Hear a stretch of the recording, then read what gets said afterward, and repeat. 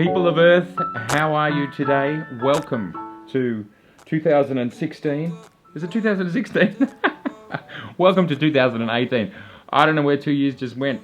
It's what happens when you have young children. Woo! The time goes flying, baby. It goes flying. Anyway, welcome to 2018. I'm back. Now, there's one thing I haven't quite managed to achieve. I have to cough right now. There's one thing I haven't quite managed to achieve, and that is my 2017 in review video, which I'm hoping to have out tomorrow or the next day. I know we're a week or so late, but you know, it's just as relevant and just as exciting.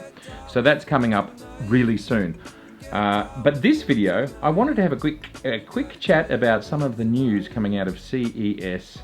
How exciting. I really want to go to CES one year.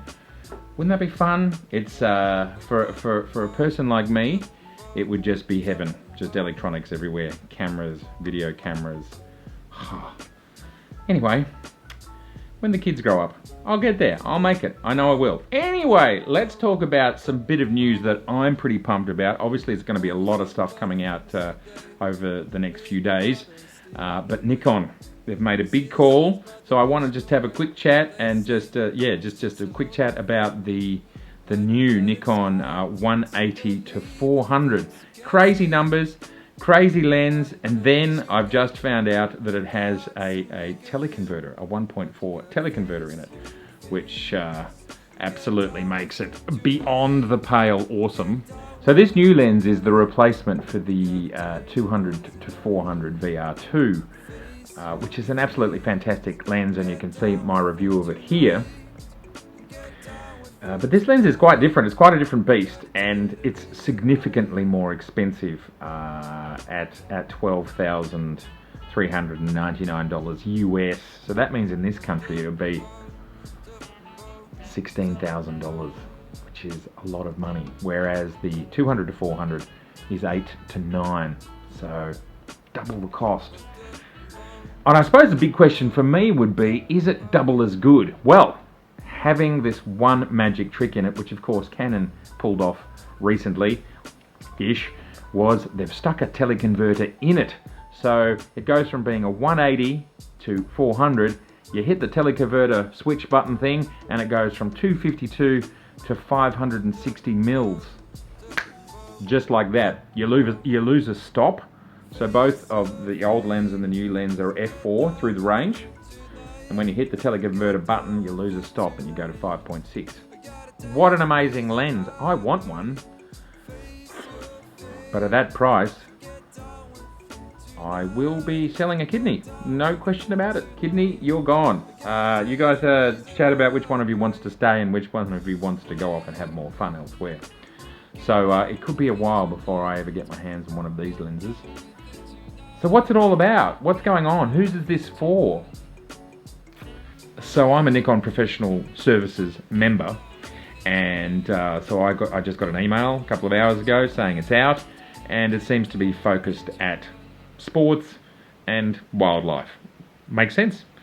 Why would someone pay so much money for it?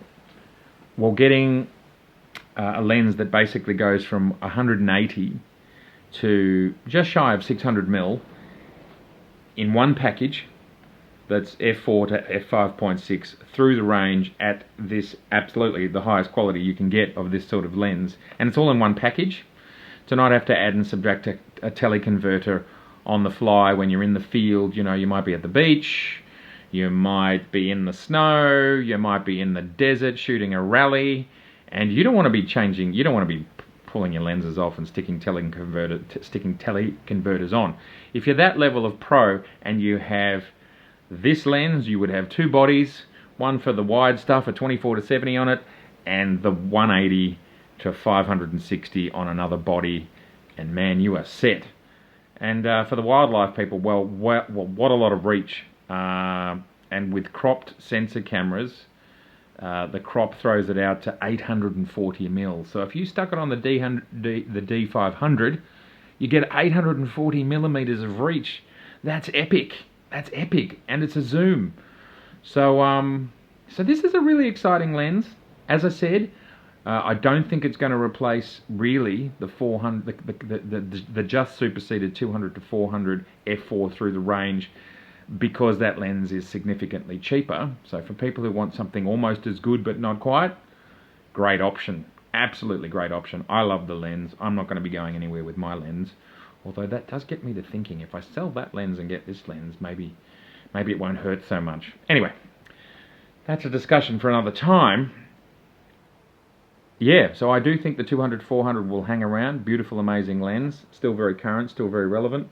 And this new AFS Nikkor 180-400 f4e TC 1.4 FLED VR lens, very long name, is very exciting, very expensive, and very useful. Can you imagine? So let's talk about its spec for a moment. When you're on a full frame body, it basically goes from 180 when the teleconverter is not applied, all the way up to 560 when it is applied. So that's a great range, very useful. And then when you're on a crop sensor like the D500, you go from 270 at the wide end without the teleconverter, then with the teleconverter applied, all the way up to 840 millimeters. It's a lot. It's useful. It's in one place. Might have to sell the kidney. It's feeling good. Anyway, just wanted to touch on this brand new lens, talk about what it's about, talk about who it's for. If you've got the cash to burn and you love shooting wildlife, amazing. If you've got the cash to burn and you shoot sports, which means it's probably paid for by a newspaper or a magazine, although that's less and less the case these days, great lens. Oh my God, you're going to love it. And of course, for someone like me who doesn't really do wildlife much or sports, can but don't, lenses that long, you know, up to 500, almost 600 mil on a full frame, I don't have a lot of uses for it. My 200 to 400 comes out every now and again. I did use it a lot when I was shooting at Melbourne Airport, capturing the planes coming in and just getting some really long lens, forced perspective images, and that was great, absolutely great. But these are very much specialty lenses that only come out at very specific times. So there you go. That's that new announcement from Nikon. Who knows what else they might do at CES? Fingers crossed something, just because it's fun. I will talk very briefly about the new Panasonic GH5S. I'm not really a fan of crop censored anything, let alone crop sensors that are that small. I kind of don't get why you'd go a crop sensor when you can get a full frame sensor in packages pretty similar sizes. And there are just fundamental laws of physics as to why this much silicon versus this much silicon is better. It's simply a matter of, if you have a bucket capturing rain that's falling this size, it'll only capture so much in a given space of time, whereas if it's this size, it'll capture more.